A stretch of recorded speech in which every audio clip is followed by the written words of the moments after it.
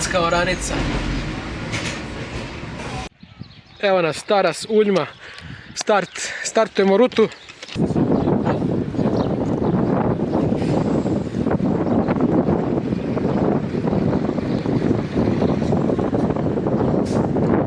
Evo nas u centru Uljme. Šta kažeš, iz Uljme si, a? Kako je živjeti u Uljmi? Imaš neke rođake ovdje, mora da imaš babu ili dedu ili neke rođake ovdje. Piši u komentaru. Ovo je raskrsnica puteva Vršca, Pančeva i Bele crkve. Idemo ka Zagajici, ka Beloj crkvi. Vetar je ekstra, jedva da ga ima. Staću da vam pokažem jednu kulu. Lepa restaurirana crkva.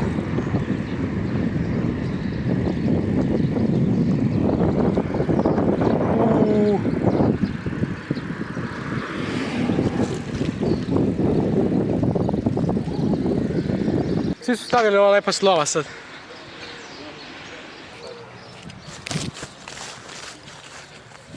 Da probam da usnimim iz nekog novog ugla, a ovo je novo.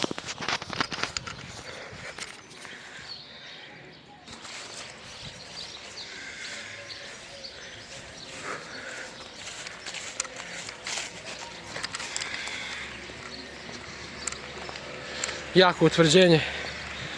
Mislim da je ovo neka mesna zajednica.